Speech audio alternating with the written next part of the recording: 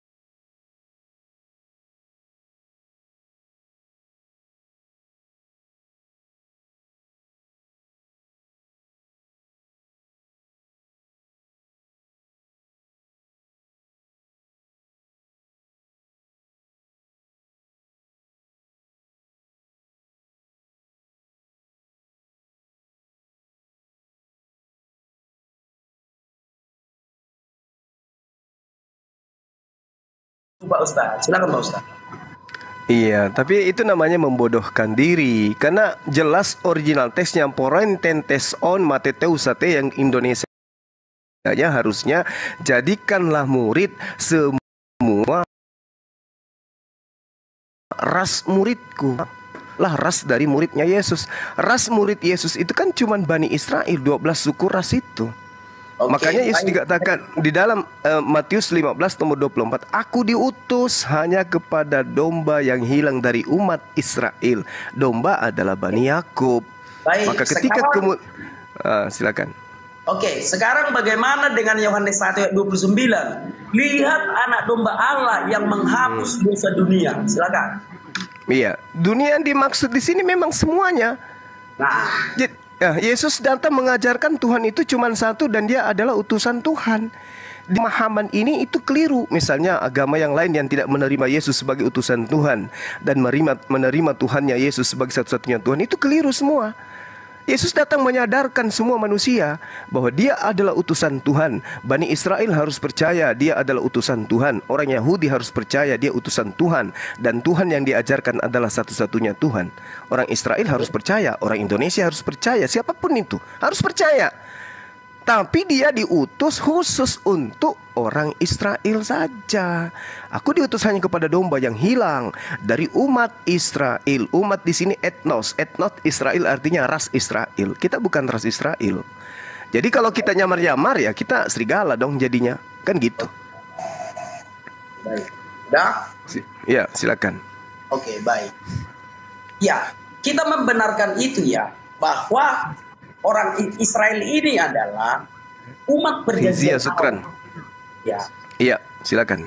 Bangsa Israel ini adalah umat perjanjian Allah. Kita membenarkan itu. Tetapi mereka telah menjadi berkat bagi banyak bangsa. Itu tidak bisa kita bantah. Artinya, berkat yang diberikan kepada Yakub dan keturunannya mengalir ke seluruh bangsa, gitu loh. Bisa nggak Pak Ustadz memahaminya? Iya tahu, kami umat Islam paham. Allah Subhanahu. Nah, ya sebentar dulu. Bagaimana tanggapan Pak Ustadz atas perkataan Pak Ustadz sendiri? Kok bisa orang Batak atau orang Indonesia mengambil keselamatan yang dari Yahudi ini? Sementara Pak Ustadz sudah mengakui bahwa berkat yang untuk Israel adalah untuk seluruh bangsa, gitu loh. Oke. Jadi ini kita berbicara mengenai pengutusan. Pengutusan para nabi itu diutus kepada kaumnya masing-masing. Ya. Yesus dalam hal ini diutus untuk kaumnya Bani Israel. Dan keselamatan di atas muka bumi ini memang berasas terhadap pengajaran nabi-nabi Israel kepada umat Israel dan harus diimani itu. Makanya kami Islam beriman kepada nabi-nabi yang datang kepada mereka dan beriman kepada kitab mereka. Tetapi kekhususan pengutusan itu hanya berlaku kepada Bani Israel. Barang siapa yang bukan Bani Israel, ngaku-ngaku sebagai Bani Israel, itulah serigala yang nyamar domba. Oke, baik. Oke, ya, silakan. Gak apa-apa. Oke. Artinya keselamatan itu ada dong. Yes, untuk Bani Israel. Ya, betul. Oke, keselamatan itu untuk Bani Israel. Oke, udah fix ya. Ya. Keselamatan yang adalah untuk Bani Israel ini boleh kan dimiliki bangsa-bangsa lain? Boleh. Nah ya sudah, makanya kita orang Indonesia mengambil keselamatan yang sudah dimiliki oleh orang Israel itu. Itu aja simpel kok. Iya. Cuman masalahnya keselamatan yang dimaksud di sini adalah ajaran yang datang kepada Bani Israel itu khusus untuk mereka. Khusus untuk mereka. Iya benar. Hukum Taurat khusus untuk mereka. Yes. Ya, bentar ya. Hukum Taurat khusus untuk orang Israel. Yes. Ya. Ketika keselamatan itu yang di dalam hukum Taurat ini sudah digenapi, berarti hukum Taurat itu sudah sempurna dong. Iya, betul. Sudah disempurnakan oleh Yesus, betul. Ya, sudah disempurnakan oleh Tuhan Yesus. Nah, ketika hukum ini sudah sempurna, hukum ini boleh kan dipakai oleh orang-orang bangsa-bangsa lain? Enggak boleh, karena itu hanya untuk mereka. Nah, di sini masalah. Di sini masalahnya, apa legalitas standing yang Anda gunakan bahwa itu untuk Anda, keselamatan itu? Baik, untuk seluruh bangsa, bukan untuk saya. Iya, untuk seluruh bangsa, tapi bangsa Israel, bangsa Yahudi. Bangsa Yahudi sekarang gini. Coba Anda baca. Abang bisa nggak bedakan Yahudi dengan Israel. Coba abang bedakanlah dulu, biar jangan Ya, abang. Yahudi itu agama, Israel itu adalah nama lain daripada Yakub. Ada lagi? Yahudi itu bang, ya. Nama lain dari suku Yehuda. Nah, Terus? itu Terus? dia. Nah, jadi Terus? mereka ini umat Allah ini Israel. Terus? Hukum Taurat ini untuk orang Israel. Ketika Yesus menggenapi hukum Taurat ini, artinya ada keselamatan. Setelah tergenapi hukum Taurat ini, ada keselamatan di Yahudi. Benar kan Pak Ustadz? Iya, untuk mereka. Oke. Nah, Untuk Yahudi memang betul. iya. Makanya Tuhan Yesus berkata di dalam Yohanes 4 itu tuh, keselamatan hanya datang dari bangsa Yahudi. Nah, Terus? ketika Pak Ustadz ingin memperoleh keselamatan itu, kan bisa Pak Ustadz mengambil keselamatan yang daripada Yahudi ini agar Pak Nggak Ustadz bisa. selamat juga. Nggak bisa, itu kita disebut serigala, nyamar Bani Israel berarti. Karena Hamba itu adalah orang yang mengaku pengikut Yesus, tapi tidak. yang disebut serigala adalah bukan Yahudi ngaku-ngaku sebagai pengikut Yesus. Ya, sebentar ya sebentar ya. Kayak mana Pak Ustadz Iya, baru silakan. bicara itu masih ngebleng ya. Sebentar ya. Yesaya. Oke. Kita lihat dulu kawan-kawan di dalam Yesaya 60 ya, kita para nabi. Oke. Nah, sekarang aku bacakan ya untuk kita semua ya kawan-kawan ya. Bangkitlah, menjadi teranglah, sebab terangmu datang dan kemuliaan Tuhan terbit atasmu. Nah, itulah tadi untuk orang Israel itu ya. Sebab sesungguhnya kegelapan menutupi bumi dan kekelaman menutupi bangsa-bangsa. Tetapi terang Tuhan terbit atasmu dan kemuliaannya menjadi nyata atasmu, Israel. Bangsa-bangsa berduyun-duyun datang kepada terangmu dan raja-raja kepada cahaya yang terbit bagimu. Itu dalilnya Pak Ustadz, itu kitab para nabi. Ketika terang itu sudah tergenapi di Israel, maka ayat 3, bangsa-bangsa berduyun-duyun datang kepada terangmu. Salah satunya Indonesia yang ikut berduyun-duyun datang ke terang yang ada di Israel ini. Gitu Pak Ustadz. Oke. Saya ingin tahu dulu, utusan terakhir yang diutus oleh Tuhan kepada Bani Israel menurut saudara siapa? Ya, oke, baik. Tuhan Yesus Kristus adalah penggenapan dari semua kitab para nabi. Oke, berarti Yesus. Ya.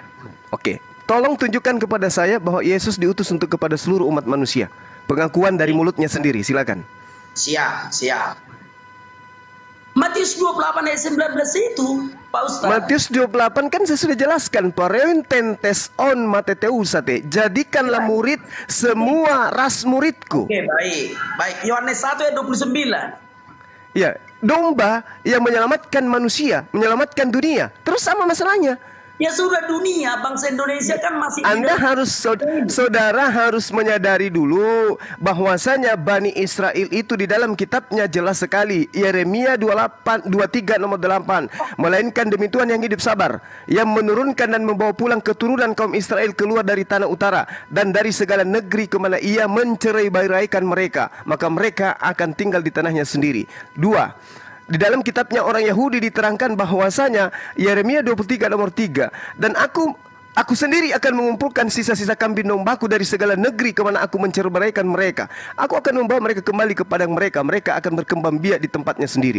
Lalu kemudian yang kita harus pahami di sini adalah ketika Tuhan menyatakan bahwasanya Bani Israel itu sudah dicerai-beraikan, artinya domba-domba Israel itu menyebar kemana-mana dan Tuhan kemudian ingin mengembalikannya. Dan yang disebut domba, seperti misalnya dalam Hakim-Hakim 20 nomor 26. Kemudian pergilah semua orang Israel, yakni seluruh bangsa itu, lalu sampai ke Betel. Seluruh bangsa. Tetapi yang bangsa yang maksud ini hanya Bani Israel. Sama ketika di dalam silakan.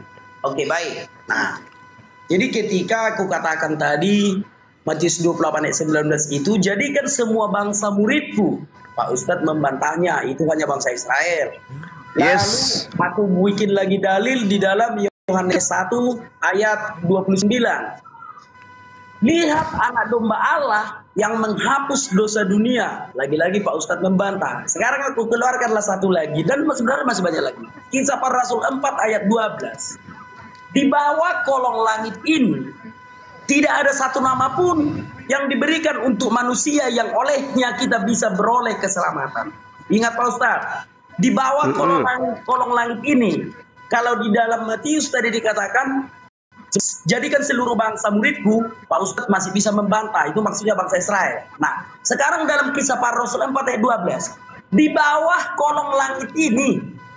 Nah, di bawah kolong langit ini loh, Pak Ustadz masih hidup di bawah kolong langit kan? Tidak ada satu nama pun yang bisa menyelamatkan. Hanya Tuhan Yesus Kristus. Nah, silakan Pak Ustadz. Oke, baik. Saya ingin tahu, nama Yesus dalam bahasa Ibrani apa? Bahasa Aram apa? Yesua. Yesua. Sebelum anak Maria menggunakan kata Yesua, siapa yang lebih dulu menggunakan nama Yesua ini? Yahweh. Oh. Manusia, Bung, di bawah kolong langit yang menggunakan nama Yesua sebelum Yesus, anak Maria siapa? Oke, manusia. Oke. Ya, Ketika Allah sedang menyelamatkan bangsa Israel dari Mesir ke tanah milik pusaka mereka di Palestina, maka yang menyelamatkan itu, yang membawanya itu disebut juga Yesua, karena arti dari Yesua adalah Yahweh menyelamatkan. Nah, gitu. Jadi ketika mereka bereksodus dari Mesir ke tanah milik pusaka mereka di Palestina, perjalanan mereka ini diselamatkan Allah. Maka yang menyelamatkan mereka disebut juga Yesua, sebab Yesua artinya adalah Allah menyelamatkan. Gitu, silakan Pak.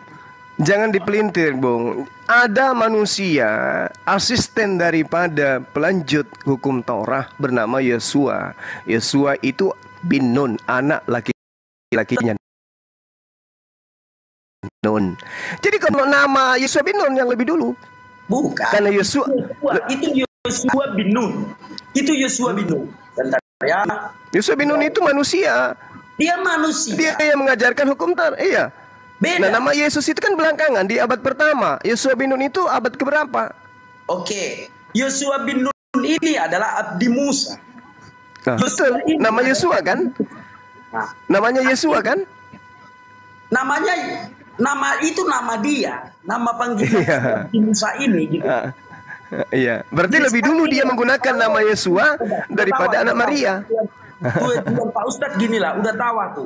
Karena yang memiliki nama Yesua atau nama Yesus itu bukan hanya Yesus sendiri, gitu maksud Pak Ustadz kan? Oke, itu benar. Pemain sepak bola pun ada Gabriel Jesus.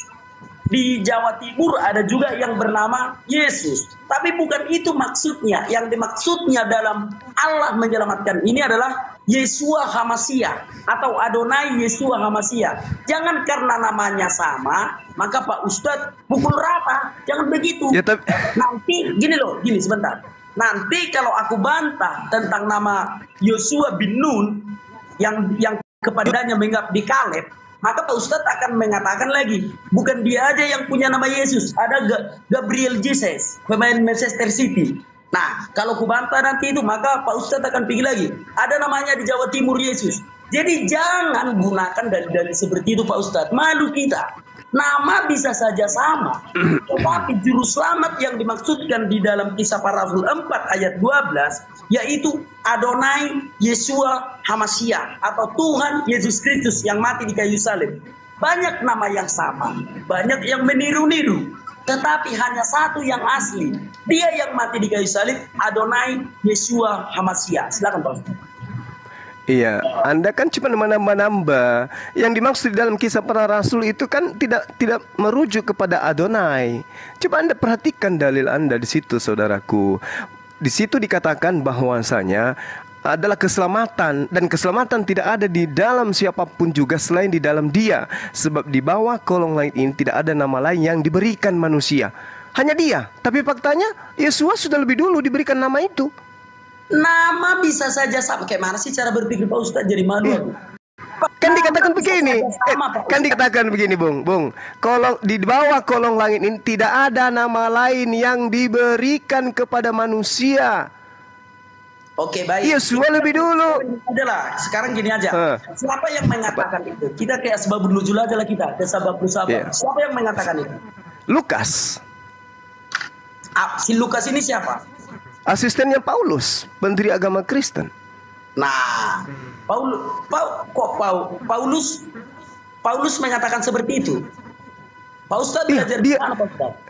Galatia 1:16 dia mengaku sebagai rasul. Ini pengakuan Paulus, ini pengakuan. Sebab nuzul, Pak Ustadz. Kita Silakan. sebab nuzul. Sekarang Iya, kita silakan. ke Kisah Para Rasul 4 ayat 12. Ya. Iya. Kisah para rasul ini ditulis oleh siapa? Oke, baik. Ditulis oleh murid-murid Tuhan Yesus ya. Kisah Para Rasul 4 Jujur ayat 12. dong, dia ditulis Lukas ini. Ya, Lukas murid Tuhan Yesus dari ke-70 murid. Santo Lukas, Santo Markus. Ada dalilnya Lukas murid Yesus. Mana coba bisa tunjukkan? Silakan saudara bisa tunjukkan. Tunjukkan murid yang ke-70 ada nama Lukas di sana berdasarkan dalil yang keluar dari mulut Yesus sendiri. Silakan. Sesuai dengan surat yang dikirim oleh Santo Ignatius ke Roma. Oh, kirain sesuai dengan Yesus. Di dalam surat Iya. yang ditulis oleh Santo Ignatius ini, di situ ada nama ke-70 murid Tuhan Yesus dan di dalamnya ada Lukas dan Santo Markus. Sekarang kita ke Asbabun Nuzul dulu ya, ke Asbabun Nuzul. Iya, Di dalam silakan. Kisah Para Rasul 4 ayat 12. Kenapa Pak Ustadz mengatakan yang berbicara di sini adalah Lukas? Apa alasannya? Sementara di sini kita tahu. Yang berbicara di sini adalah Petrus. Kalau kita baca dari ayat 1, ketika Petrus dan Yohanes sedang berbicara kepada orang banyak. Jadi yang mengucapkan ini adalah Santo Petrus, yaitu murid Tuhan Yesus. Artinya ketika Petrus berkata, di bawah kolong langit ini tidak ada satu nama pun yang olehnya kita beroleh keselamatan selain di dalam Dia. Artinya Petrus sudah pasti merujuk kepada Tuhan Yesus. Karena Santo Petrus adalah muridnya Tuhan Yesus. Bukan kepada dia atau Yesua yang ada yang lain. Bukan kepada Gabriel Jesus yang pemain Manchester City. Bukan kepada Wak Yesus yang ada di Jawa Tengah. Karena yang berbicara di sini kan Petrus. Silakan Pak Ustaz. Oke, baik. Jadi ini sudah terbantahkan ini. Jelas sekali. Yesua itu kan jelas sekali nama yang diberikan dari Tuhan kepada manusia kan bukan pertama dia, bukan Yesus yang pertama. Ketika Anda mengatakan ini adalah Petrus yang berbicara, betul, ini menurut pengakuan Lukas. Lukas mengatakan Petrus berkata, kan gitu. Jadi yang menyampaikan ini ada Lukas. Lukas ini siapa? Oke, baik. Lukas ini adalah orang yang menyaksikan langsung Tuhan Yesus. Tetapi dia sejaman dengan Petrus, tetapi dia lebih muda daripada ketika Tuhan Yesus dan murid-murid yang 12 ini. Banyak orang mengikuti mereka. Dan salah satu dari mereka itu adalah Santo Lukas. Gitu loh Pak Ustadz. Tidak bisa, karena Petrus itu diutus untuk orang-orang yang bersunat. Artinya Petrus diutus untuk orang Yahudi. Lukas bukan orang Yahudi. Lukas Petrus gini, udah bersalahan. Lukas itu Sedangkan- orang Yahudi Pak Ustadz. Lukas di mana itu- dalilnya? Coba Di ya. mana dalilnya Lukas orang Yahudi? Silakan. Oke, baik. Sebentar ya. Lukas bin, kalau orang Yahudi kan ada binnya. Lukas bin, Sebentar Pak Ustadz, sebentar ya. Dalam Lukas 10 ayat 1 sampai 12. Sudah, Tuhan Yesus Ya. mengutus 70 murid. Dan di dalamnya ada Santo Lukas dan Santo Markus. Mana dalilnya? Silakan Pak Ustadz. Kalau Pak Ustadz punya uang, silakan pergi ke Vatikan. Di situ masih ada surat yang dikirim oleh Santo Ignatius. Kalau semua harus dituliskan di dalam kitab suci ini Pak Ustadz, maka tidak akan cukup bisa setebal ini Pak Ustadz. Sebab penulis kitab suci hanyalah orang-orang Yahudi gitu loh. Semoga Pak Ustadz paham. Iya. Kalau enggak gini, kira-kira begini aja. Silakan Pak Ustadz di internet, buka KGK, Katekismus Gereja Katolik, lalu cari informasi di sana. Iya, kalau itu saya sudah tahu. Sebentar dulu Pak Ustadz, sebentar dulu. Lalu carilah di sana. Santo Lukas dan Santo Markus, maka nama mereka akan ada di dalam surat yang dikirim oleh Santo Ignatius. Tidak dicatat secara implisit di dalam Alkitab. Yang dicatat adalah dalam Lukas 10 ayat 1 sampai 12 bahwa Tuhan Yesus juga melantik 70 murid di luar 12 murid yang sudah dilantiknya. Gitu Pak Ustadz. Nah, sekarang kita kembali ke fokus. Tadi Pak Ustadz mengatakan di bawah kolong langit ini tidak ada satu nama pun yang boleh menyelamatkan kita, hanya di dalam Dia.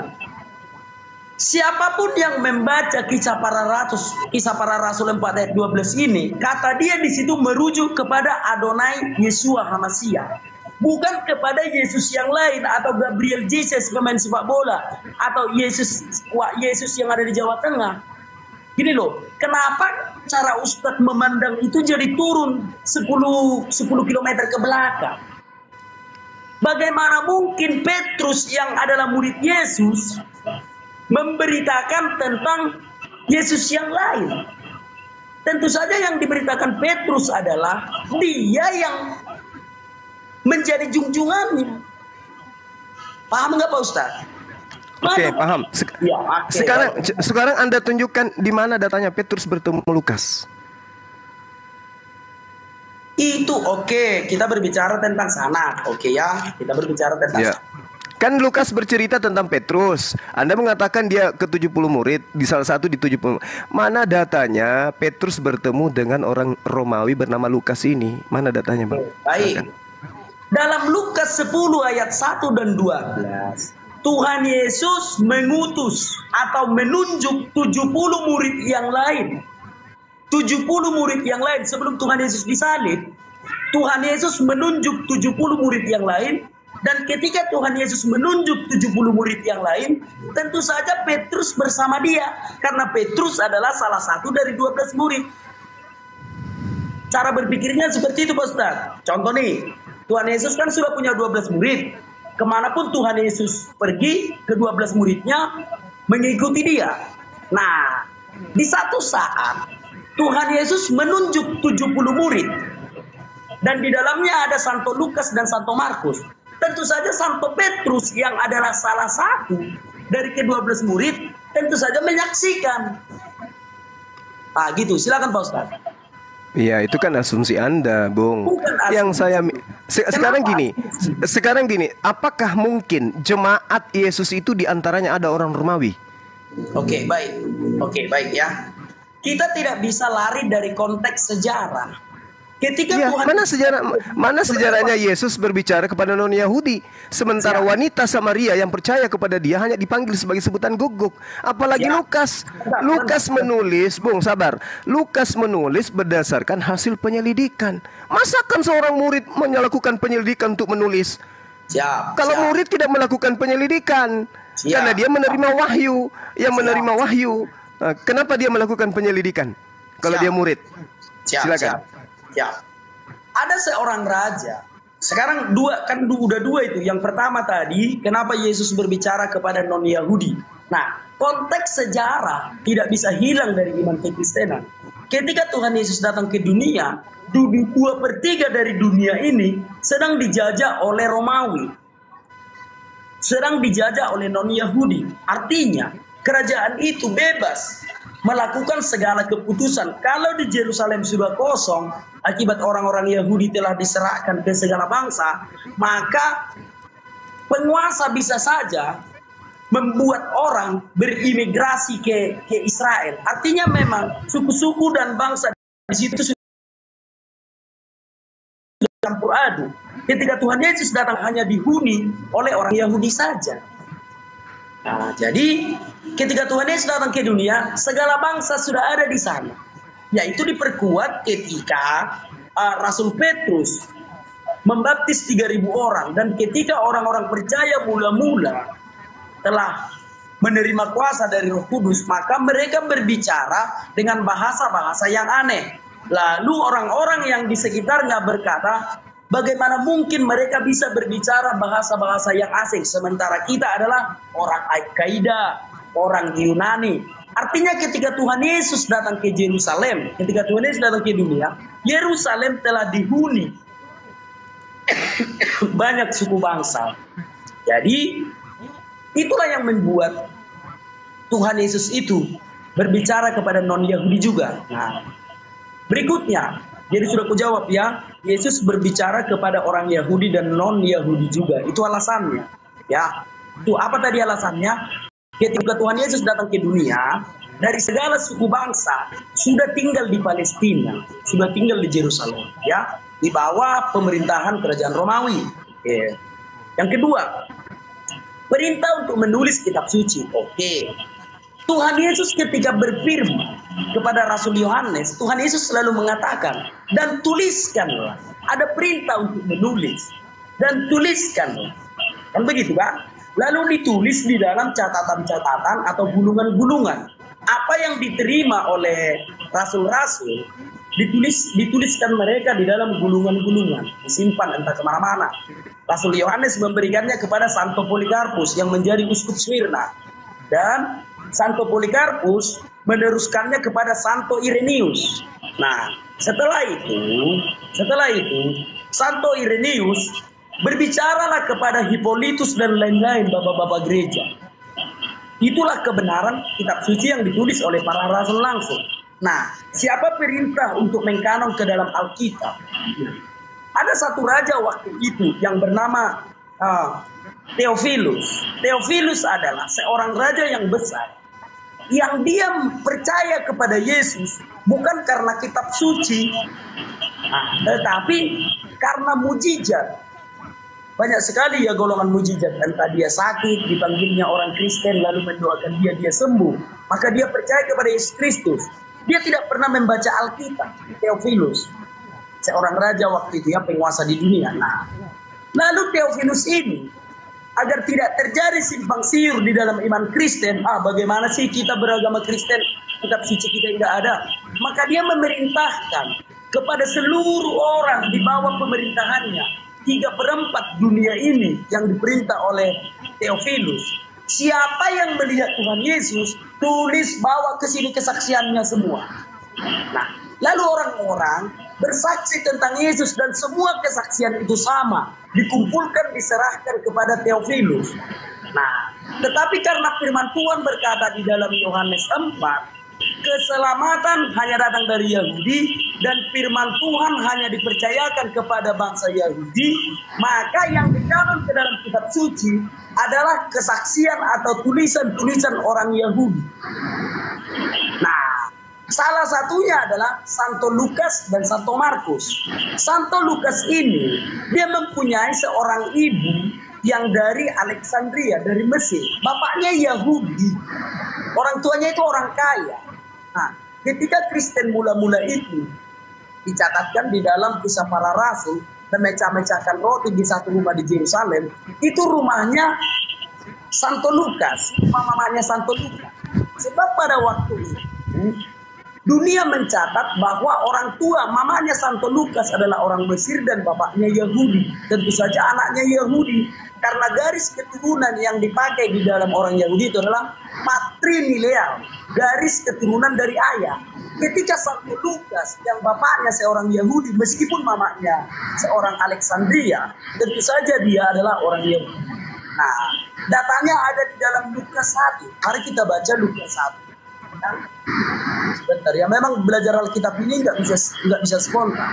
Kita baca di dalam. Tapi Anda cuma berasumsi, nggak ada poin, Bang. Lukas itu Lukas itu bukan orang Yahudi. Sebentar Pak Ustadz, sebentar ya. Kalau Anda mengatakan dia orang Yahudi, Lukas bin apa? Siap, sebentar Pak Ustadz. Sanad kalau semua ditulis di dalam kitab suci. Bukan penulis kitab Anda aja, Lukas aja, nggak usah yang lain, nggak usah banyak, Lukas aja buktikan kalau dia orang Yahudi. Baik. Dalam Lukas 1 ayat 1 sampai 4, Theophilus yang mulia, artinya dia memberikan kesaksian itu kepada Theophilus, raja yang sudah masuk Kristen ini karena mengalami mujizat.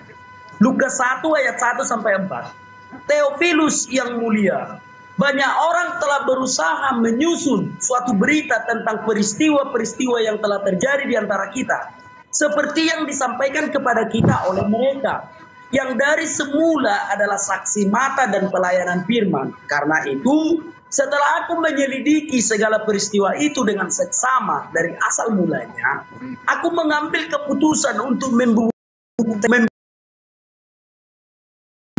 dengan teratur bagimu, bahwa segala sesuatu yang diajarkan kepadamu sungguh benar.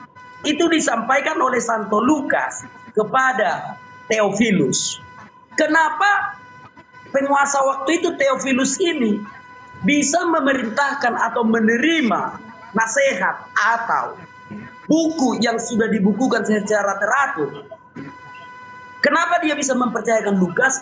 Karena Santo Lukas ini adalah saksi mata Tuhan Yesus, saksi mata pelayanan firman. Sejak Tuhan Yesus lahir, sampai Tuhan Yesus terangkat ke surga, sampai murid-murid menjadi martir, Santo Lukas adalah saksinya, dan dia adalah orang Yahudi.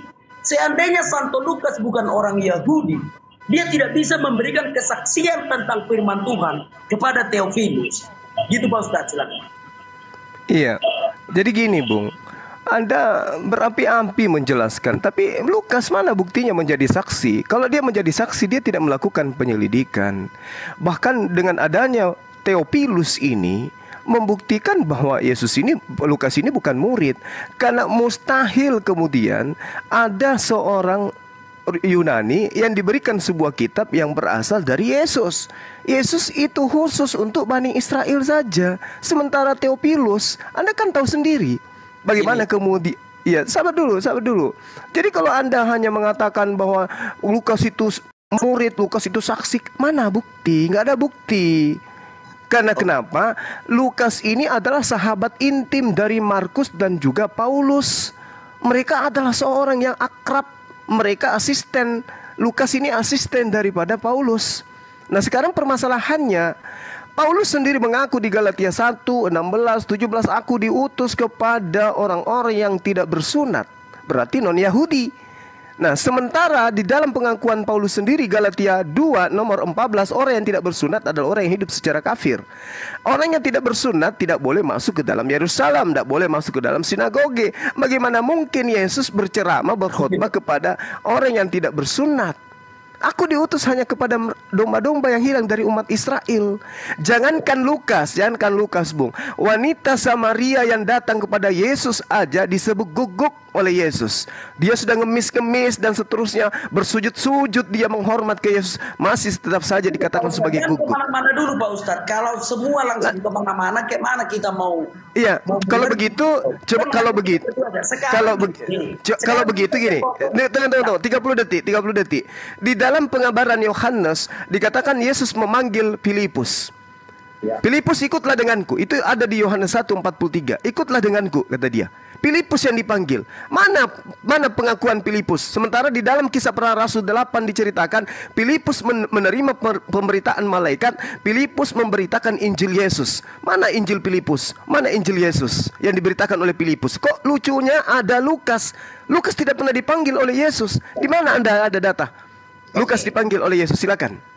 Sudah kubukakan tadi di dalam Injil Lukas pasal 10 ayat 1 sampai 12. Bahwa Tuhan Yesus mengutus 70 murid. Dan di dalamnya ada Santo Lukas dengan Santo Markus. Ada tertulis namanya di dalam? Ada di dalam surat yang dikirim oleh Santo Ignatius pada tahun 96 Masehi. Ignatius ini siapa? Ignatius ini siapa? Dan suratnya masih ada sampai sekarang. Iya, Ignatius itu siapa? Siapanya Yesus Ignatius itu? Santo Ignatius ini adalah orang non-Yahudi. Itu dia. Makanya murid, ya, murid saya sudah paham itu. Pembelaan Anda pasti akan ke sana. Matius 10 nomor 5 nomor 6, Yesus berpesan kepada ke-12. Jangan kemana-mana. Yesus berpesan kepada ke-12 muridnya agar jangan ke bangsa lain. Apa iya muridnya akan ke bangsa lain kalau ada pesan kayak gitu? Jangan melompat-lompat dulu Pak Ustaz. Ingin ke Anda yang melompat, Anda yang melompat. Yesus berpesan kepada ke-12 muridnya agar jangan ke bangsa lain. Kok ada Lukas, ada Agnetius dan ini siapa? Ada Theophilus, ini siapa? Karena orang Yahudi yang dilantik oleh Tuhan Yesus di dalam Injil Lukas ayat pasal 10 ayat 1 sampai 2. Gini loh Pak Ustaz. Tidak ada. Aku menjawabkan dari iman Kristen Pak Ustaz. Ya tapi kan tidak ada. Datanya kan tidak ada. Tidak ada datanya. Matius 10. Ya udah Bapak silakan. Oke. Matius 10, Yesus berpesan kepada ke-12 muridnya agar jangan ke bangsa lain. Pahami itu dulu, saudaraku. Kemudian kepada murid-murid Yesus ada pembantai datang, ada serigala buas yang menganiaya murid-murid. Dan kemana-mana. Ini Lukas. Ini Lukas siapa? Kita bahas sanad dulu Pak Ustaz. Iya, coba. Oke, baik. Yesus adalah penerima firman. Dia adalah penyampai firman. Filipus sudah kita sudah tahu. Filipus dipanggil oleh Yesus. Tolong tunjukkan di mana Yesus. Anda mau bicara sanad kan? Di mana Yesus memanggil Lukas. Sanad. Anda tahu sanad? Mata rantai penyampaian. Silakan Anda tunjukkan Yesus bertemu dengan Lukas. Ya. Di dalam Lukas 10 ayat 1 sampai 12, Tuhan Yesus mengutus 70 murid selain dari ke-12 murid. Dan di dalam ke-70 murid ini ada nama Santo Nanta karena surat yang ditulis oleh mana dalilnya di Lukas 10? Lukas 10 ayat di Lukas 10 mana? Lukas 10 ayat 1 sampai 12 di situ dijelaskan bahwa Tuhan Yesus mengutus ke-70 murid di luar ke-12 murid ini. Dan nama-nama ke-70 murid ini di dalamnya ada Santo Markus dan Santo Lukas. Dan manuskripnya ada di Vatikan. Silakan Pak Ustadz sendiri yang pergi ke Vatikan. Di situ ada paling dekat ke gereja Katolik. Contoh. Ya, yang menulis surat itu siapa? Sebentar dulu Pak Ustadz. Kalau aku ngomong Pak Ustadz juga ngomong, siapa yang mau dengar? Kalau Pak... Enggak, saya tanya silakan. Oke. Anda berapi-api tapi nonsen. Dengar dulu, Pak, kalau Pak Ustadz tidak punya ongkos untuk pergi ke Vatikan, apakah di dekat rumah Pak Ustadz ada gereja Katolik?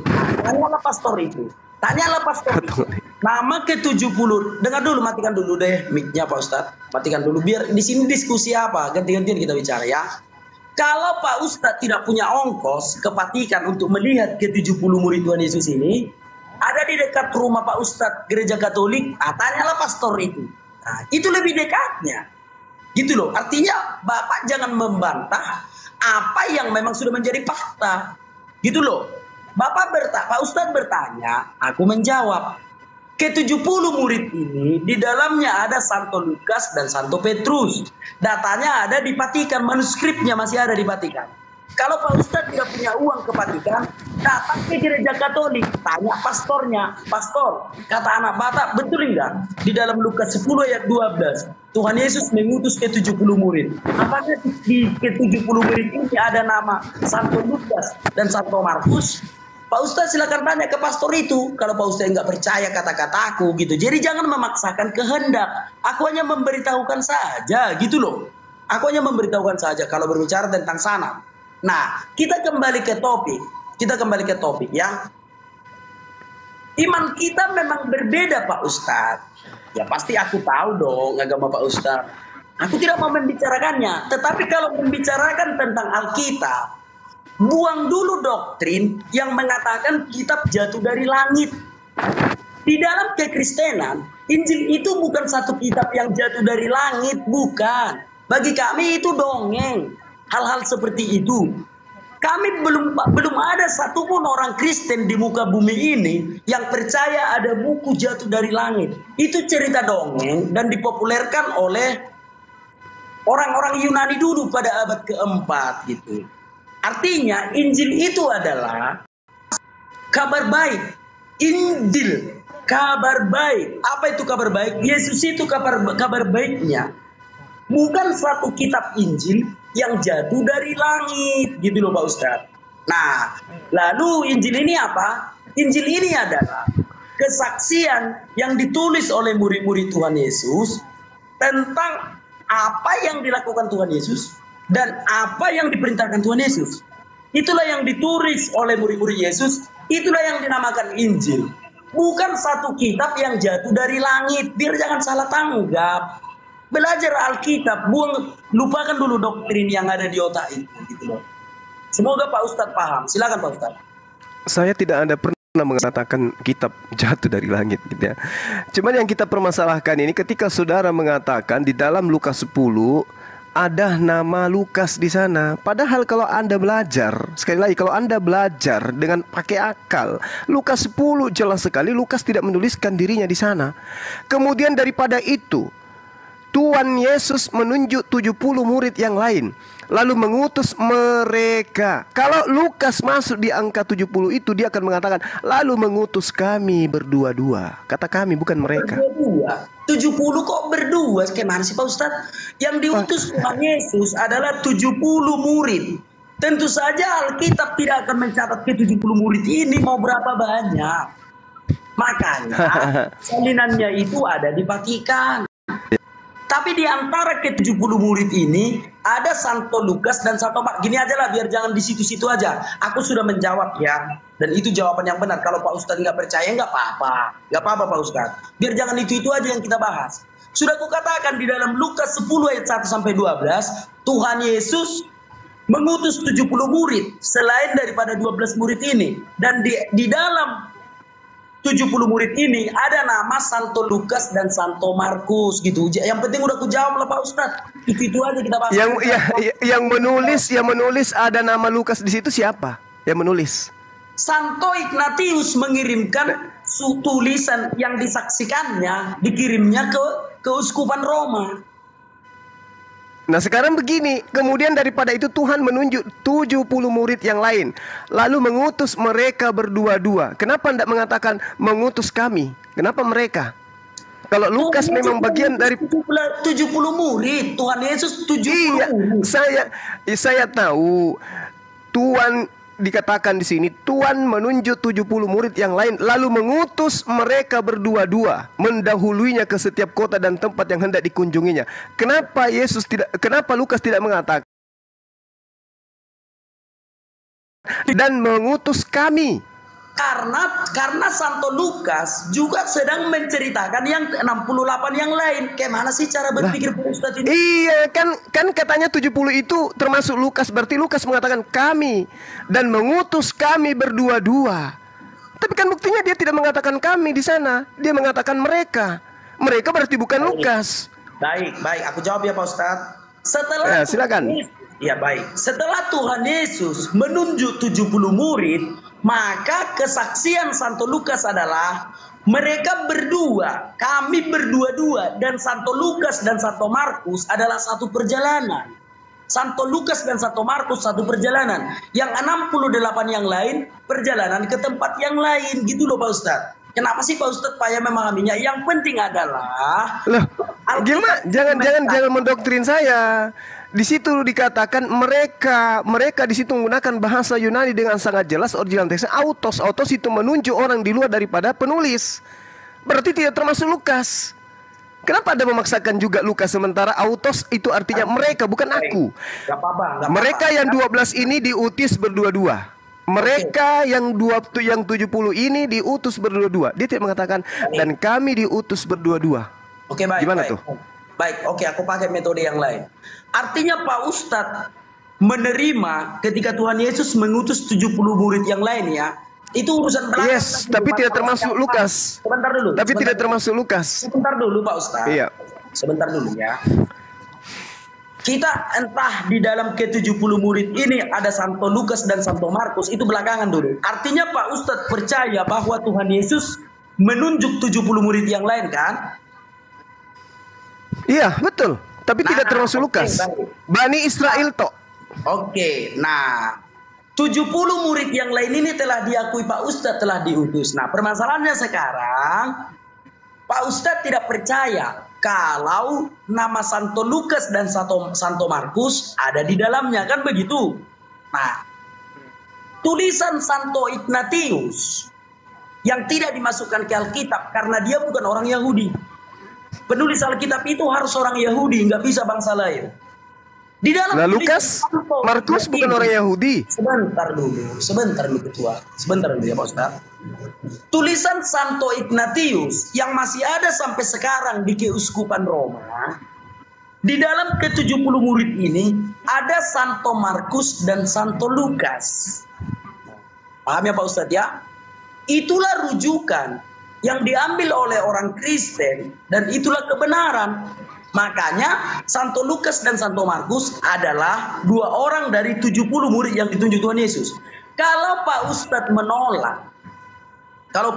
menolak bahwa Santo Lukas dan Santo Markus bukan dari ke-70 murid ini, artinya Pak Ustadz menolak manuskrip yang ditulis oleh Santo Ignatius. Apakah Pak Ustadz bisa menemukan manuskrip tertua yang lebih tua dari manuskrip yang ditulis oleh Santo Lukas? Sampai kiamat pun dunia ini tidak ada lagi manuskrip tertua yang menulis tentang ke-70 murid ini adalah manuskrip yang ditulis oleh Santo Ignatius pada tahun 96 Masehi. Beliau menulisnya, beliau meninggal 110 Masehi. Tulisannya ini ada di Keuskupan Roma sampai sekarang, yaitu Vatikan, ada sampai sekarang. Itulah manuskrip tertua. Kalau Pak Ustadz tidak percaya lagi kepada penemuan sejarah, sama siapa lagi Pak Ustadz percaya? Sama dongeng. Silakan Pak Ustadz. Oke, saya tanya dulu. Yesus itu mengutus pada tahun keberapa? Tahun berapa Yesus mengutus ke-70? 30 Masehi. Sampai 30 Masehi. Masehi. Ignatius lahir kapan? Ignatius lahir tahun berapa? Oke. Santo Ignatius ini dia hidup sejaman dengan Tuhan Yesus, meninggal 120 Masehi. Loh, Ignatius tadi tahun 97 menulis. Ya, dia menulis kesaksiannya atas perintah Theophilus yang berkuasa pada tahun 96 Masehi. Perintah untuk menulis seluruh kitab suci. Tapi tulisannya itu tidak dimasukkan ke dalam Alkitab karena dia bukan orang Yahudi. Tetapi tulisannya ini disimpan sampai sekarang. Dan di dalam tulisannya ini ada nama-nama ke-70 murid itu. Gitu. Baik. Yesus memerintahkan muridnya di tahun 30 Masehi ke-70. Ignatius menuliskan kemudian di tahun 97. Dari mana Ignatius tahu? Santo Ignatius hidup sejaman dengan Tuhan Yesus dan para rasul. Iya, yang hidup sesama dengan Yesus itu banyak orang. Nah, sekarang buktikan Ignatius ini menjadi saksi pada saat Yesus mengutus. Dan kalau Anda mencari manuskrip, nggak usah terlalu jauh manuskrip. Lukas sendiri mengakui bahwa yang ke-70 murid itu bukan dirinya. Itulah kesalahan Pak Ustadz. Loh, kok kesalahan? Saya kan sudah bilang, tunggu. Lukas mengatakan mereka, autos. Kemudian daripada itu, Tuhan menunjuk 70 murid yang lain. Lalu mengutus mereka, bukan mengutus kami. Kalau mengatakan mengutus kami, berarti Lukas juga ada di dalamnya. Mengutus mereka berarti Lukas tidak termasuk. Anda membawa Ignatius apostolik, orang non-Yahudi di zaman para rasul. Lah, apa hubungannya dengan Yesus, dengan dia ini? Dia menyaksikan langsung Tuhan Yesus. Hanya saja karena dia bukan orang Yahudi, apa yang ditulisnya tidak dimasukkannya ke dalam kitab suci. Gitu loh Pak Ustadz. Itu berdasarkan fakta sejarah. Apa sih Pak Ustadz bantah-bantah dari tadi? Itu ini tulisan tahun 90-an. Yesus mengutus tahun 30-an. Berapa tahun selisihnya? Dia menuliskannya tahun 90, ya 60 tahun selisihnya. 60 tahun selisihnya. Menulis tentang cerita yang dibangun sendiri oleh internal Romawi. Apa yang bisa membuktikan kebenaran itu? Perintah Theophilus. Theophilus ini siapa? Nah, dari tadi sudah aku jelaskan, ada seorang penguasa di dunia ini. Makanya Bung, sorry. Makanya saya katakan agama Kristen itu memang hadiah untuk Romawi. Agama Kristen itu untuk Romawi. Makanya Kristen yang Yahudi itu tidak bisa satu atap. Bosan penonton Pak Ustadz. Itu aja kita bahas dari tadi. Bosan penonton Pak Ustadz. Ya pastilah, karena Anda tidak bisa membuktikan data akurat. Saya hanya ingin buktinya Pak Ustadz. Iya. Sebentar Pak Ustadz. Oke. Silakan. Oke, data yang dipakai oleh orang Kristen yaitu manuskrip, salah satu manuskrip tertua yang telah diuji karbon, bahwa manuskrip ini ditulis tahun 90 Masehi. Dan masih ada sampai sekarang. Sebentar dulu Pak Ustadz, biar Pak Ustadz paham. Setelah diuji karbon lewat pengujian kertas papirus bahwa manuskrip ini ada tahun 96 Masehi ditulis dan sampai sekarang masih disimpan dan patutlah dibuat rujukan yang sah secara akademis. Makanya aku bilang tadi, kalau Pak Ustadz menemukan manuskrip yang lain yang lebih tua dari 96 Masehi, yaitu tulisan dari Santo Ignatius, dan di dalam manuskrip yang Pak Ustadz temukan itu tidak terdapat nama Santo Markus dan Santo Lukas. Sekarang artinya adalah, sebentar dulu Pak Ustadz, artinya adalah kalau kita belum menemukan bukti manuskrip yang lebih tua daripada tulisan Santo Ignatius, jangan ngomong dulu gitu loh. Makanya kami mempercayai bahwa Santo Markus dan Santo Lukas ada di dalam 70 murid itu. Karena tidak ada manuskrip yang bertentangan dengan hal itu, kecuali Pak Juma menemukan. Udah bilang tadi, kalau Pak Juma menemukan manuskrip yang lebih tua dari 96 Masehi yang menuliskan ke 70 murid Yesus dan di dalamnya tidak ada Santo Lukas dan Santo Markus, wallahu a'lam. Silakan. Oke, saya tanya dulu. Tua mana kitab Lukas daripada tulisan Ignatius? Tua mana? Oke, baik. Oke. Sama tuanya, sama tuanya.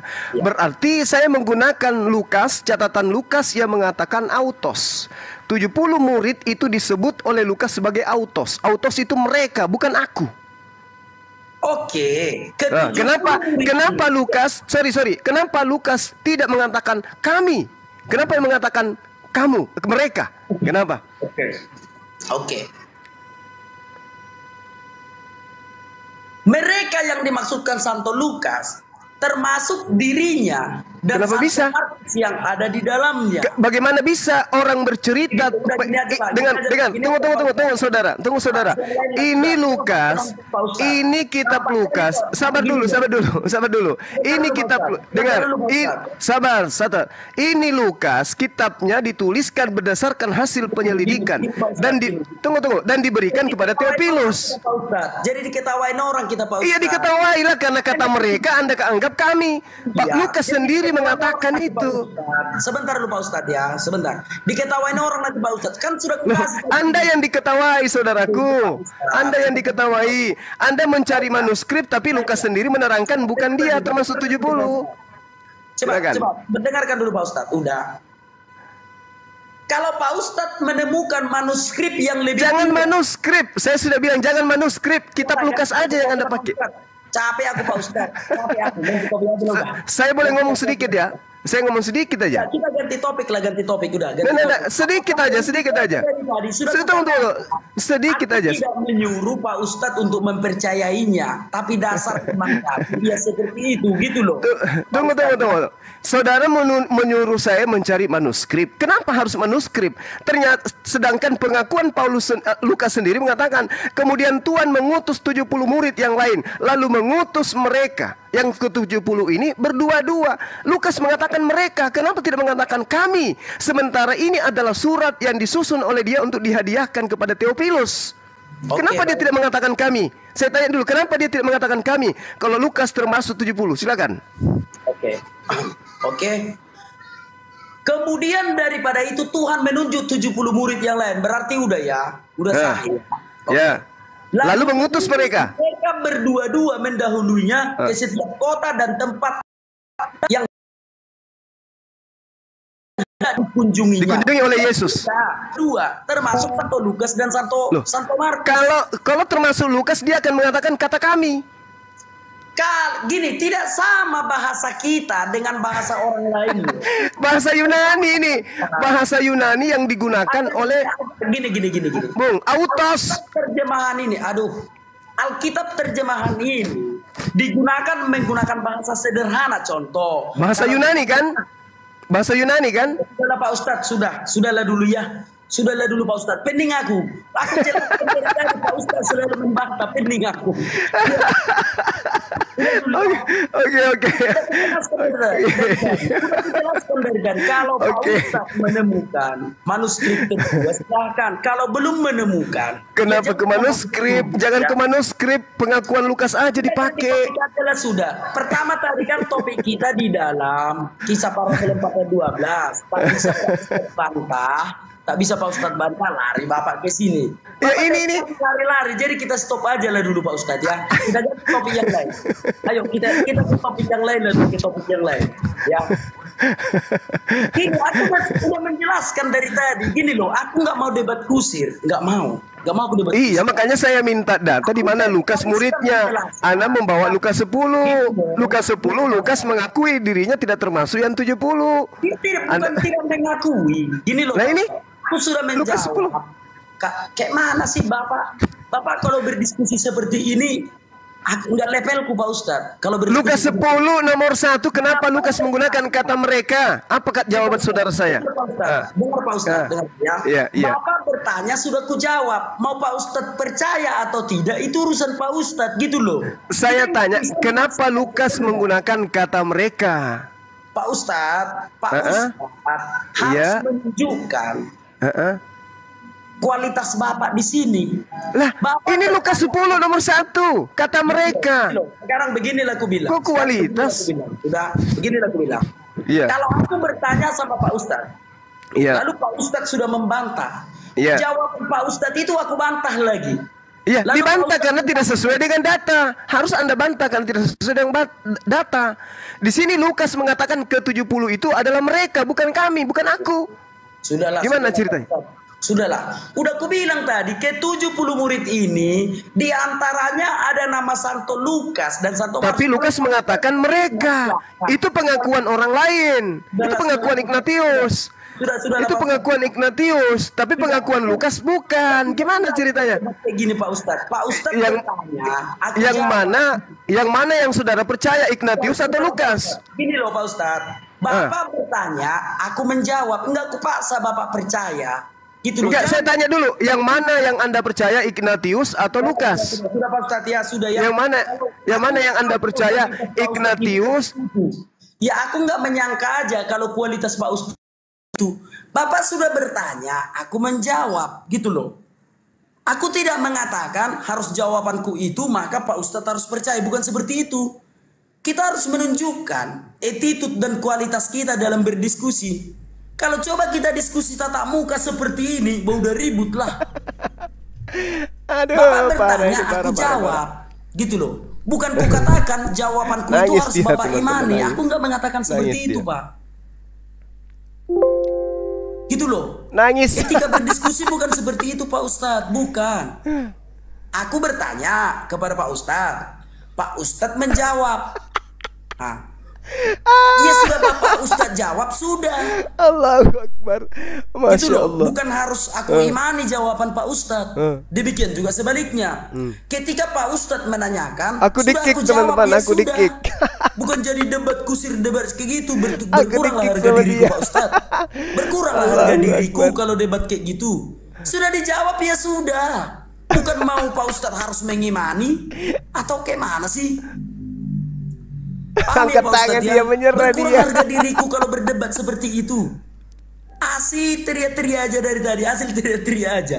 Ya dia yang teriak. Pak Ustadz dia yang teriak, dituduhnya kita yang teriak. Kenapa di dalam 70 murid ini ada nama Santo Lukas dan Santo Markus? Kan udah aku jawab. Di dalam tulisan manuskrip tertua, tulisan Santo Ignatius, dia lari ke manuskrip, sementara Lukas sendiri mengaku kalau bukan. Kalau Ustadz tidak percaya ya sudah, yang penting aku sudah menjawab, gitu loh. Kalau diskusi seperti itu berkuranglah harga diriku Pak Ustadz. Aku kan udah bukan begitu lagi modelku berdiskusi. Modal toa. Enggak modal toa lagi aku Pak Ustadz berdiskusi, gitu loh ya.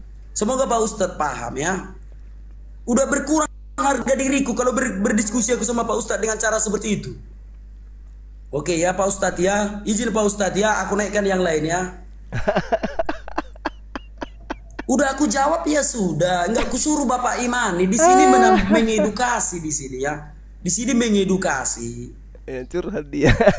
Mengedukasi Kayak apa? gitu kalian bilang pintar. Bukan mengedukasi yang salah. Kayak gitu Ustaz Juma kalian bilang pintar. Udah ku jawab selalu dibantah. Udah ku jawab selalu dibantah. Di sini mengedukasi. Silakan. Di sini mengedukasi. Bapak bertanya, aku menjawab. Aku Bukan dikik, seperti teman-teman. cara diskusi Bapak itu. Capek aku kawan-kawannya. Udah aku jawab, bukan ku suruh Bapak imani. Maka aku suruh Bapak imani. Bapak kan bertanya, aku jawab. Aduh. Capek dia. Ya, sabar ya. Cek suara saya kedengaran teman-teman. Oke, salam toleransi. Tapi jangan seperti Ustadz itu ya. Ku jawab, dibantah, ku jawab, dibantah. Artinya, abang di sini bertanya, aku menjawab gitu dong. Bukan ku paksa Bapak imani gitu ya. Aku tidak memaksa untuk Bapak mengimani apa yang ku sampaikan. Gitu ya, silakan.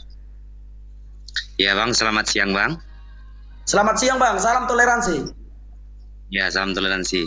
Maksudnya begini Bang, yang dimaksud Bapak Zuma tadi itu, yang ditanya itu Bang, mereka, kata-kata mereka, bukan Lukas menjawab, bukan Lukas memberitahukan kami.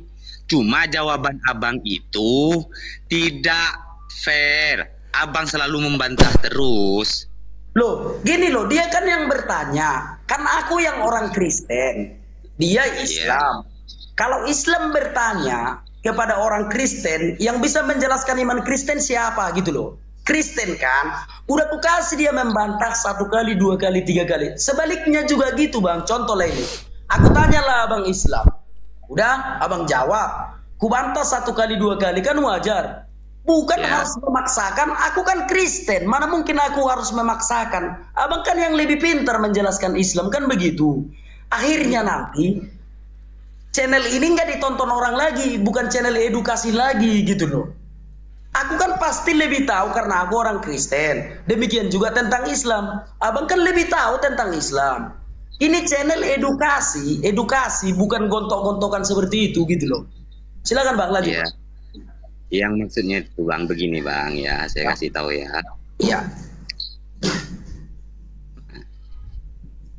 Abang jawab. Maksud apa? Silakan Bang. Jawaban abang itu kurang tepat. Bukan kurang tepat. Gini loh, gini ya. Di dalam manuskrip itu, ke-70 murid Tuhan Yesus itu ada Santo Lukas dan Santo Markus. Lalu sekarang kayak gini lah. Kalau abang bertanya sama aku, sudah abang bertanya sama aku, apakah jawabanku harus sesuai kata-kata abang? Harus tepat seperti yang di hati abang gitu loh. Gimana sih cara begini berpikirnya? Bang? Tapi kan jawaban abang kan harus sesuai dengan data, kan yang dicari data Bang. Ya itu datanya.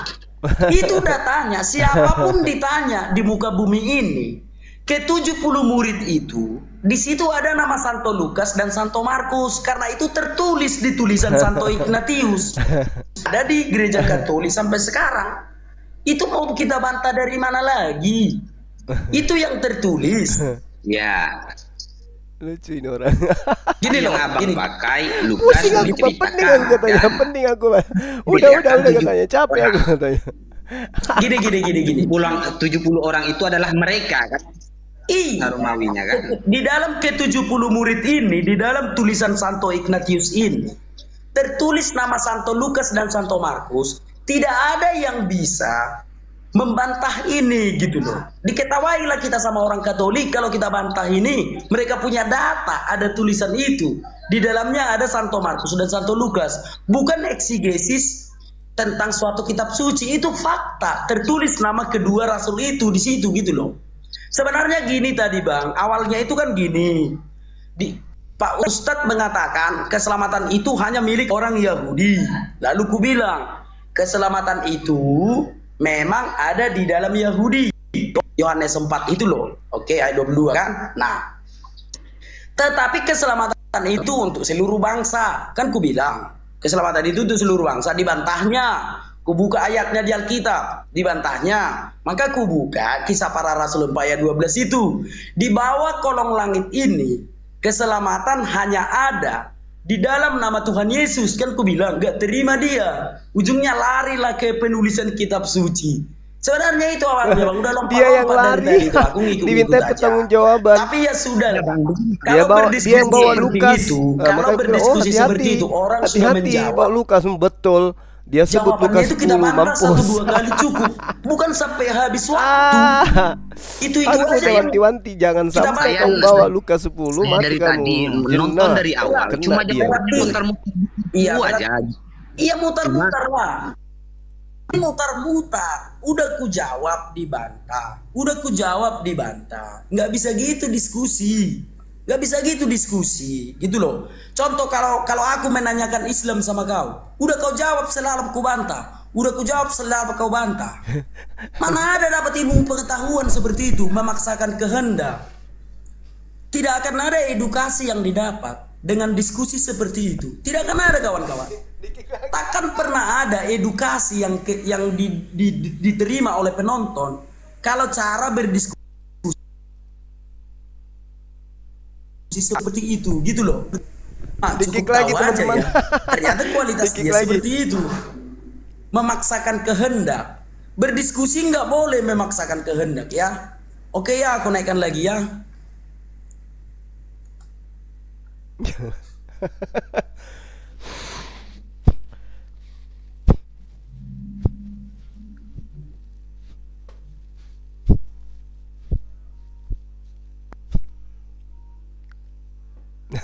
Kasihan ya teman-teman, menyedihkan. Aduh, parah ini anak Batak. Kita akan cari siapa lagi.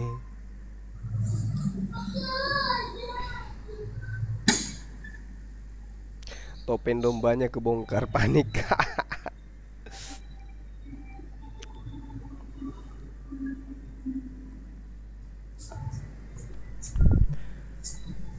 Oke ya teman-teman, gak ada suara kan dari komalnya dia kan, Rudy Yohanes ini. Keringat Oke, dingin dia. selamat sore.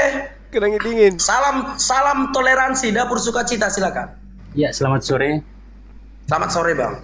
Gini bang, gini. Abang, kalau abang bertanya, boleh abang bantah sekali 2 kali, boleh. Tapi jangan jadi berbantah-bantahan terus bang. Artinya habis waktu kita. Siap. Apapun tidak dapat orang gitu bang ya. Ini channel edukasi bang, channel edukasi. Silakan. Nangis dia. Nggak, saya nggak mau bertanya, cuman kasih saran aja gini. Dia ibarat seperti ini. Bang Juma yang tadi itu ibarat seperti ini. Ini saya kan pakai data, setting pakai data. Misalkan ini contoh misalkan 4 tambah 4 sama dengan 8. Bang Juma bilang 8, terus abangnya bilang 4. Dari mana 4 itu data dari seperti itu? Nah, Bang Juma itu cuma dari mana datanya itu seperti itu. Misalkan 4 tambah 4, Bang Juma bilang 8. Nah, abang bilang 4. Nah, Itu kan menurut dia. Soal kebenarannya kan dia tidak bisa memutuskan. Kebenarannya kan begitu. Iya, tapi Bang Juma minta, cuman Bang Juma itu minta data, Bang. Data. Rasa berkuranglah harga Gak lama diriku ini melawan diturun dia. juga ini. Dulu dia Gak nggak lama seperti di-kick. itu. Sebelum aku masuk penjara, ada juga viral debatku sama dia. Tapi dia nggak seperti itu. Cara berdebatnya dulu. Gitu loh, silakan. Nah, ya itu. Nah, saya mau nanya ya. Ini mau nanya satu aja. Nggak akan dibantah lagi. Tolong sebutkan nama Bapak Paulus, itu aja. Makasih ya Bang. Baik. Ya. Saya langsung turun ya Bang. Langsung jawab, saya turun aja. Soalnya nanti dibantah-bantah nanti. Nama Bapak dari Paulus ya. Nama bapaknya. Pakai data ya Bang ya, pakai data. Siap. Makasih ya Bang ya. Siap. Nah, tolong sebutkan nama Bapak Paulus. Tentu saja tidak semua nama-nama orang yang ada di Alkitab ini namanya harus ditulis. Tidak semua kawan-kawan ya. Turun rasul. Kalaupun ditulis nama bapaknya Paulus, kau akan tanya siapa nama bapaknya Timotius. Nah, ketika ditulis namanya Timotius, maka kau akan menanyakan siapa nama bapaknya dari Yeremia. Banyak nama-nama di dalam Alkitab ini. Itu pertanyaan ya tidak terlalu berguna ya. Pertanyaan seperti itu. Allahu Akbar. Gimana sih cara berpikir teman-teman muslim ini? Ini kasihan. Begitu banyak nama di sini. Ada Yosua, ada Mukanya. Abimelek. Allahu Akbar. Kenapa enggak kau tanya siapa nama bapaknya Filipus? Mana bisa ditulis semua di dalam kitab suci nama-nama Iya. silsilah semuanya. Seperti Silsilah yang ditulis itu hanyalah senter dari iman Senter. kekristenan. Senter. Yaitu Mati Tuhan lampu. Yesus Kristus. Senter. Makanya silsilahnya itu Nggak ada jawabannya, ditulis teman-teman. mulai dari Adam Oke, kita sampai tutup aja Tuhan ya. Yesus. Kita cari Kalau semua komal mau yang- ditulis, ya mau berapa Bisa banyak? berikan ilmu ke kita ya. Mau berapa banyak buku yang harus dibuat? Semua harus ditulis. Ada berapa ribu nama di dalam Alkitab ini? Nggak ada jawabannya. Kalau semua mau Nggak ada ditulis. jawabannya. Cuman curhat. Memang cara berpikirnya kenapa seperti itu kawan-kawan? Kenapa seperti itu cara berpikirnya? Kamu mendapatkan Bukan informasi. begitu. Itu lupa Dari polisi mana ya. sumbernya ini? Nabi Khidir. Nabi Khidir itu siapa? Capek kau membaca kitab sucimu Nabi dari Khidir tidak 30 memberikan juz, pondasi dari kekeislaman. surat Al-Fatihah Tidak, bukan sampai dia yang surah mengajarkan An-Nas. tentang Al-Quran. Akan ada di situ Tetapi cerita Paulus, Nabi Khidir. dia mengajarkan tentang Gitu. Injil. Jadi itu pertanyaan Dasar yang tidak anak tidak ingusan. cocok lah untuk ditanyakan. Siapa nama bapaknya Paulus? Siapa nama bapaknya Timotius? Lama-lama nanti siapa nama bapaknya Lukas? Lama-lama nanti siapa nama bapaknya Markus? Ya memang Kan harus itu. ketahui itu. Supaya kau tahu kapasitas sumber informasi ini orang dari mana. Nah, gitu kawan-kawan. Kayak mana lah aku bilangnya. Tapi sudahlah, karena memang cara berpikir kita itu beda ya. Cara berpikir kita itu memang beda. Kau cara berpikirmu, cara berpikir serigala, cuma bisa menggonggong tanpa ilmu. Oke teman-teman sekalian, kembali saya mengingatkan sebelum kita tutup terkait dengan dukungan kita kepada Koh Julius ya.